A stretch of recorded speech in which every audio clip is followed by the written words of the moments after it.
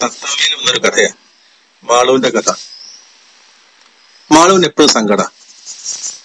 അതെന്താച്ചാ മാളുവിന്റെ അമ്മ മാളുവിനെ എപ്പോഴും ചീത്ത പറയും. അത് ചെയ്തില്ല, അത് ചെയ്തില്ല, ഒതുക്കി വെച്ചില്ല, അടുക്കി വെച്ചില്ല, പഠിക്കാനുള്ളത് പഠിച്ചില്ല, എപ്പോഴും ചീത്ത.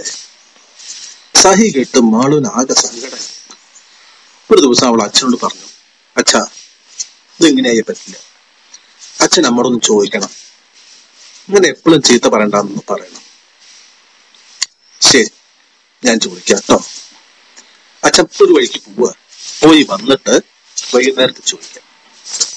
അച്ഛൻ എവിടേക്കാ പോണ? ഒരു കൂട്ടുകാരന്റെ വീട്ടിലേക്കാ. നീ പോരുന്നോ? ആ, ഞാനും പോരാ. അത്ര നേരം ഈ ചീത്തയെ കണ്ടല്ലോ. കൂട്ടുകാരന്റെ വീട്ടിൽ ചെന്നപ്പോ അവിടെ കൂട്ടുകാരനും ഇല്ല, അയാളുടെ ഭാര്യയില്ല. ഒരു ചെറിയ കുട്ടിയുണ്ട് അവിടെ. അവള് പറഞ്ഞു, അച്ഛനും അമ്മയൊക്കെ പുറത്തു പോയിരിക്കുകയാണ്, നിങ്ങൾ ഇവിടെ ഇരുന്നോളെ, അവരിപ്പോ വരും. അല്ല, ഇതിപ്പോ നിങ്ങളുടെ കുട്ടിയാ? ആ. എന്താ പേര്? മാളു. മാളു കൊണ്ടുപോവാ, നമുക്ക് നമ്മുടെ മുറിയിൽ പോവാം.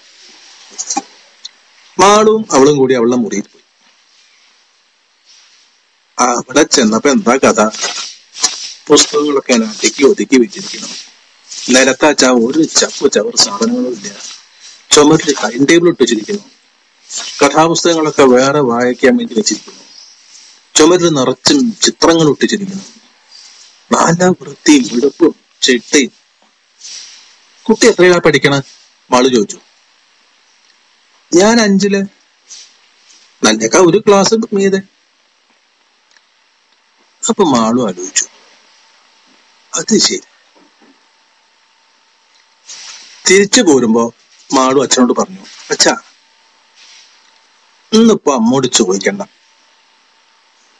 ഞാൻ ഇനി പ്രശ്നം ഉണ്ടാവാച്ച അപ്പ ചോദിച്ചാ മതി. ഇനി അമ്മ ചീത്ത പറയാച്ച അപ്പ ചോദിച്ചാ മതി.